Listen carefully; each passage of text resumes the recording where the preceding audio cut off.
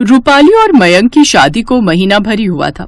रूपाली एक पढ़ी लिखी लड़की होती है, लेकिन उसके ससुराल में दोनों बेटों के अलावा कोई भी पढ़ा लिखा नहीं होता।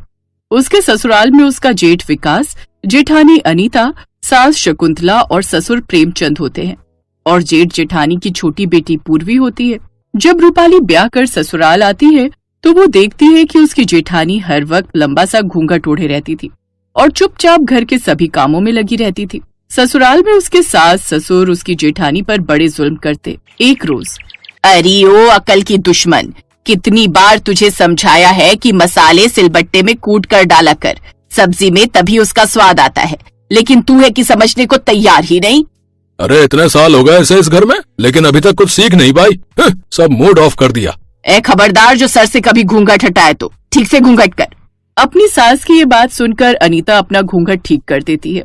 फिर रूपाली भी अपने सर पर पल्लू रख लेती है। माँ जी, बाबूजी, मैं अभी आपके लिए गर्मा गर्म पराठे बनाकर लेकर आती हूँ। अरे छोटी बहू, तूने क्यों घूंघट कर लिया? तुझे घूंघट करने की कोई जरूरत नहीं है। हाँ बहू, तुम पढ़ी लिखी हो, तुम में और बड़ी बहू में तो जमीन आसमान का फर्क है। तुम्हें कोई जरूरत नहीं है घूंघट करने की। और हाँ, पराठे भी ये लगा लेगी, तुम रहने दो। तू तो वैसे ही इतनी सुंदर है, फिर क्यों अपना ये चांद सा मुखड़ा ढक कर रखेगी? अपने सास ससुर का ये व्यवहार देखकर लंबा घूंघट ओढ़े अनीता की आंखों में आंसू आ जाते हैं। रूपाली के सास ससुर उन दोनों में बड़ा भेदभाव करते थे। जहाँ वो रूपाली से ना के बराबर काम लेते तो वहीं अनीता को सारा दिन काम पर लगाए रखते। पर किसी को उसका दुख दिखे या ना दिखे, लेकिन रूपाली को अपनी जेठानी का दुख साफ नजर आ रहा था और इस बारे में वो अपने पति से बात करती है। मेरे माँ बाप थोड़े पुराने विचारों के हैं। तुम पढ़ी लिखी हो इसलिए तुम्हें इतनी इज्जत देते हैं, और बड़ी भाभी बेचारी पढ़ी लिखी नहीं है इसलिए उनके साथ ऐसा व्यवहार करते हैं। मैं जानता हूँ कि ये गलत है, लेकिन अब उनको कौन ही समझाए। रूपाली चुप हो जाती है। ऐसे दिन बीते। अनीता की तबीयत कितनी भी खराब क्यों ना हो या उसे कितनी भी तेज बुखार क्यों ना हो, तब भी वो अपनी जिम्मेदारियों से पीछे नहीं हटती। घर गृहस्थी संभालना, अपने बच्चे की परवरिश और न जाने क्या क्या, सबके लिए खाना बनाती। इतने त्याग के बाद भी उसे सिर्फ ताने ही सुनने को मिलते। लेकिन रूपाली जब से आई थी वो ये सब देख रही थी। उससे अपनी जेठानी का ये दर्द देखा नहीं जा रहा था। एक रोज, ये लीजिए अनीता दीदी, देखिए मैं आपके लिए क्या लाई हूँ। घूंघट उठाकर देखिए तो। क्या है देवरानी जी? आपकी पसंद का ढोकला। मयंक ने बताया था मुझे कि आपको ढोकला बहुत पसंद है। अब जल्दी से ये काम छोड़िए और ये ढोकला खा लीजिए। नहीं नहीं रूपाली, मैं ये नहीं खा सकती। लेकिन क्यों? घबराइए मत, एकदम फ्रेश है। वो बात नहीं है, वो क्या है ना, माँ और बाबूजी ने अभी तक खाना नहीं खाया, तो उनसे पहले मैं ये कैसे खा सकती हूँ? अगर उन्हें पता चला तो वो मुझे बहुत ताने देंगे और उससे मैं उदास हो जाऊंगी। तो मुझे उदास देखकर तुम्हारे जेठ जी और मेरी बेटी भी दुखी हो जाएंगे। आप क्यों घबराती हैं? मैं हूं ना। चलिए अब चुपचाप से खाइए इसे। अरे ओ नासपीटी, तेरी इतनी हिम्मत कि तू हमसे बिना पूछे ये स्वादिष्ट व्यंजन खाने लग गई। तू इस घर के तौर तरीके भी भूल गई क्या? मुझे माफ कर दीजिए माँ जी, बाबूजी। इस घर में हमारी इजाजत के बिना एक पत्ता तक नहीं हिलता। हमसे पहले ही अन्न का दाना खा लिया। वो बात नहीं है माँ बाबूजी, मैंने इनसे ही खाने की जिद की थी। रूपाली बहू, गलती इसकी है। ये कोई दूध पीती बच्ची तो है नहीं जो इसे लॉलीपॉप दिया और इसने मुंह में डाल लिया। और तू ना इससे दूर ही रहा कर बेटी, ये तेरी बराबरी की है ही नहीं। और तू अब खड़ी खड़ी क्या कर रही है? जा जाकर काम कर। अनीता रोते हुए रसोई में चली जाती है, लेकिन रूपाली को ये सब देख बहुत बुरा लगता है। वो मन ही मन सोचती है, ये लोग ऐसे नहीं मानेंगे। अब जेठानी जी को इनके अत्याचारों से तभी मुक्ति मिलेगी जब वो अपना घूंघट हटाएंगी और अपने आत्मसम्मान के लिए लड़ेंगी। जेठ जी भी माँ बाबूजी के डर से कुछ कर नहीं पाते। ऐसे दिन बीतते जाते हैं, लेकिन अनीता के सास ससुर का स्वभाव बदलने की जगह और बिगड़ने लगता है। अब तो हालात ये हो गए थे कि वो अपनी बड़ी बहू को महज एक नौकरानी समझते थे। अब रूपाली एक चाल चलती है। एक रोज जब प्रेमचंद अपना चश्मा बनवा कर लाता है तो रूपाली पूर्वी के कान में कुछ कहती है। पूर्वी अपने दादा से उस चश्मे को लेकर उसे तोड़ देती है। ये देख प्रेमचंद को बड़ा गुस्सा आता है और वो पूर्वी की अपनी छड़ी से पिटाई करने लगती है। मत मारो दादाजी, मत मारो। बड़ा सर पर चढ़ गई है ना, मेरा चश्मा तोड़ेगी तू। और मारिए इसे, दिन पर दिन अपनी माँ की तरह ढीठ होती जा रही है। माँ बचाओ माँ। रसोई में काम कर रही अनीता के कानों में जब उसके बच्चे की चिल्लाने की आवाज पड़ती है तो वो भागते हुए बाहर आती है। बस अब तो घूंघट हटाओ जेठानी जी। बाकी सब भी वहाँ आ जाते हैं। फिर अनीता अपना घूंघट हटाती है, फिर गुस्साई आंखों से अपने सास ससुर की ओर देखकर गुस्से से चिल्लाते हुए कहती है, बस अब बस। एक माँ सब बर्दाश्त कर सकती है लेकिन अपने बच्चे पर आंच तक नहीं। बहुत जुल्म सह लिए मैंने आपके। अरे गलती क्या है मेरी, बस इतनी कि मैं पढ़ी लिखी नहीं हूँ तो आप मुझ पर अत्याचार करते रहे। आपके कहने पर मैं भरी गर्मी में भी घूंघट डालकर चुपचाप सारा काम करती रही, लेकिन बस अब और नहीं। अगर आपको हमें इस घर से निकालना है ना तो निकाल दीजिए, मैं अपनी बच्ची के साथ चली जाऊंगी। फिर तो मैं भी तुम्हारे साथ ही जाऊंगा अनीता। बिल्कुल ठीक कह रहे हैं जेठ जी। अरे जब से मैं आई हूँ देख रही हूँ आप उन पर जुल्म किए जा रहे हैं। अरे वो कुछ कहती नहीं, इसका ये मतलब नहीं उसे और दबाते जाओ। अरे आप दोनों चिराग लेकर भी ढूंढोगे ना तो भी अनीता दीदी जैसी बहू आपको नहीं मिल सकती। अरे ये बेचारी हर रोज रसोई में खड़ी रहकर काम करते वक्त घंटों घूंघट के नीचे आंसू बहाती है, प्याज की वजह से नहीं, अपने मन पर अपने दिल पर लगी हुई चोट के कारण। ठीक है माँ बाबूजी, आपकी ऐसी हरकत से तो हमें भी आपको अपने माता पिता कहते हुए शर्म आती है। बहुत जुल्म सह लिया तुमने इस घर में, अब और नहीं। मुझे माफ कर दो अनीता, मैं आज तक चुप था सिर्फ अपने माँ बाप की इज्जत की खातिर, लेकिन बस अब और नहीं। चलो तुम हम तीनों का सामान बांधो, हम आज ही ये घर छोड़कर चले जाएंगे। मैं और रूपाली भी ऐसे घर में नहीं रहेंगे। अपने बच्चों को जाता देख प्रेमचंद और शकुंतला को अपनी गलती का एहसास होता है और वो उनसे माफी मांगते हैं। हमें माफ कर दो बच्चों, हमसे गलती हो गई। अनीता बहू हमें माफ कर दो, लेकिन तुम सब घर छोड़कर मत जाओ। तुम सबके बिना हम यहाँ कैसे रहेंगे? हमें पश्चाताप का एक मौका तो दो। अब वो सब कुछ भुलाकर खुशी खुशी एक साथ रहने लगते हैं।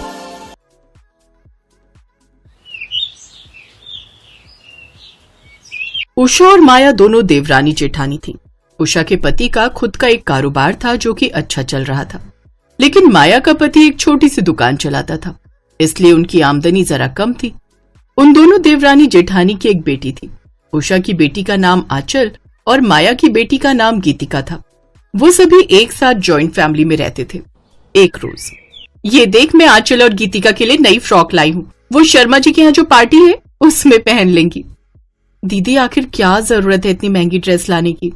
चुप कर तू, वो दोनों ही मेरी बेटियां हैं और मेरे लिए बराबर हैं। मैं गीतिका को भी उतना ही प्यार करती हूँ जितना आंचल को। अब तू चुपचाप से ड्रेस पसंद कर रही है या नहीं? दोनों ही देवरानी जेठानी एक दूसरे की बेटी को भी उतना ही प्यार करती थी जितना खुद की। ऐसे ही समय बीता और दोनों लड़कियां जवान हो गईं। फिर एक रोज, अरे माया, एक बहुत बड़ी खुशखबरी है। अभी मेरी बहन निधि का फोन आया था। वो बता रही थी जब वो हम जालंधर गए थे ना खुराना जी की बेटी की शादी में, वहां एक बहुत बड़े घराने से लोग आए थे। उनका बहुत बड़ा बिजनेस है। उनका एक बेटा है रौनक। जब से उसने हमारी बेटी आंचल को देखा है उसका दीवाना हो गया है। कहता है शादी करूंगा तो उसी से करूंगा। इकलौता है, अपनी आंचल राज करेगी वहां राज। अरे बेटी को अच्छा घर मिल जाए और भला माँ बाप को क्या ही चाहिए। सही कहा जीजी आपने, माँ बाप गरीब हो या अमीर, सबकी यही सोच होती है कि उसकी बिटिया महलों में राज करे, लेकिन हम सबकी ऐसी किस्मत कहाँ।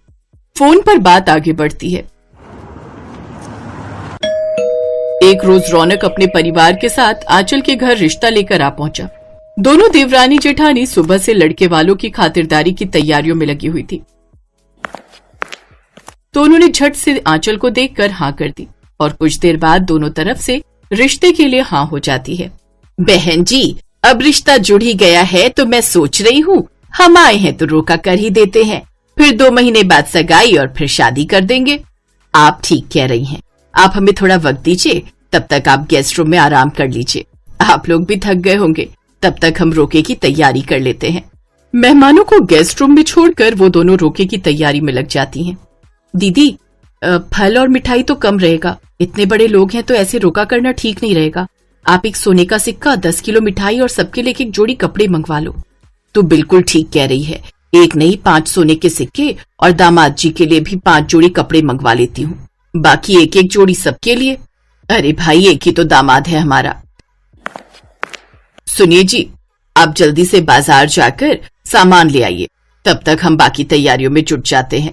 उषा अपनी इकलौती बेटी की शादी बड़ी धूमधाम से करना चाहती थी, इसलिए वो दिल खोलकर पैसा बहाती है। इसी तरह 3 घंटे में वो पूरी तैयारियां कर लेते हैं।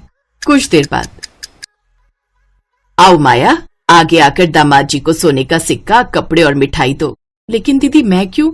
अरे तू भी तो आंचल की माँ ही है, बचपन से तुमने भी तो उसे बेटी की तरह ही पाला है, और वैसे भी मुझसे ज्यादा तो तुझे इसकी चिंता रहती है।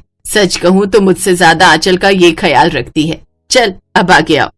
वाह बहन जी, आप दोनों देवरानी जेठानी का प्यार देखकर तो हमारा मन भी खुश हो गया।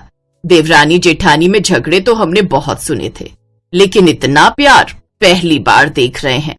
कुछ देर बाद दोनों का रोका हो जाता है। लो भाई, अब आपकी बिटिया हमारी हुई। कुछ दिनों बाद हम सगाई करके जाएंगे और उसके बाद सीधा शादी, फिर अपनी अमानत को बड़ी धूमधाम से लेकर जाएंगे। और वैसे भी हमारा बेटा भी उतावला हुआ जा रहा है। क्या पापा आप भी? ऐसे वो लोग रिश्ता पक्का करके आ जाते हैं। ऐसे ही 2 महीने बाद उन दोनों की सगाई भी हो जाती है, जिसमें उषा खूब पैसा बहाती है। सगाई के 1 हफ्ते बाद रौनक की माँ के पास एक फोन आया, जिसे सुनते ही कौशल्या हैरान रह गई और उसने उषा को फोन मिला दिया। बहन जी, आज एक अननोन नंबर से हमारे पास फोन आया और फोन पर हमें आपकी बेटी के बारे में काफी गलत बातें बताई गई। माना कि हमें उन बातों पर भरोसा नहीं है, लेकिन जहाँ तक हो आप थोड़ा ध्यान रखें।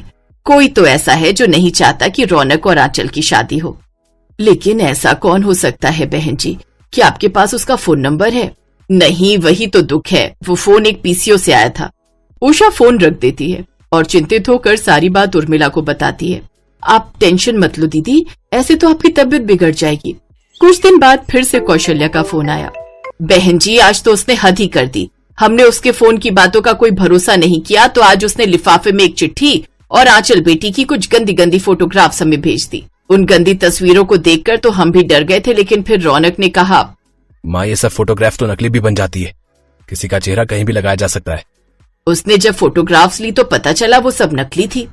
ये बातें सुनकर उषा रोने लगती है और फोन रख देती है। उधर रौनक आंचल से फोन पर बात करता है। तुम्हें पता है आंचल, तुम्हारी फैमिली का कोई सदस्य ये सब कर रहा है। वो ये चाहता है कि किसी भी तरह से हमारा रिश्ता टूट जाए। ये तुम क्या कह रहे हो? मैं सच कह रहा हूँ। तुम्हारी चाची नहीं चाहती कि तुम्हारी शादी मुझसे हो। मेरी माँ समान चाची के बारे में बोलने से पहले तुम्हें 100 बार सोचना चाहिए था। अब मुझे ही तुमसे शादी नहीं करनी। तुम मेरी बात पर भरोसा नहीं कर रही हो। अरे मेरे पास सबूत है। लेकिन गुस्से में आंचल फोन काट देती है और रोने लगती है और अपनी माँ और चाची को सारी बात बताती है। रौनक बिल्कुल सच कह रहा है बेटी। ये देखिए वही चिट्ठी है जो इसने रौनक के घर भेजी थी। इसकी हैंडराइटिंग तो पहचानती है न तू? अब बता उर्मिला, तूने ऐसा क्यों किया? मुझे माफ कर दो दीदी, ईर्ष्या और जलन ने अंधा कर दिया था मुझे। जब से शादी पक्की हुई है आप लोग पानी की तरह पैसा बहा रहे हो। इतना धन प्रदर्शन इसलिए कि आपकी बेटी की बड़े घर में शादी हुई है। क्या हम मिडिल क्लास अपनी बेटी का रिश्ता बड़े घर में नहीं कर सकते? आपकी ये लाखों की शादी देखने के बाद आखिर कैसे मिलेगा मेरी बेटी के लिए बड़ा घर? और अगर मिल भी गया तो वो भी यही चाहेंगे कि आपकी तरह हम भी पानी की तरह पैसा बहाएं। जो उषा की देवरानी ने किया वो गलत था, लेकिन कहीं न कहीं ये बात भी सच है कि शादियों में पानी की तरह बहने वाला पैसा कहीं न कहीं मिडिल क्लास लोगों की कमर भी तोड़ रहा है। उषा को भी अपनी इस गलती का एहसास हुआ और उसने अब सामान्य तरीके से अपनी बेटी की शादी रौनक संग खुशी खुशी कर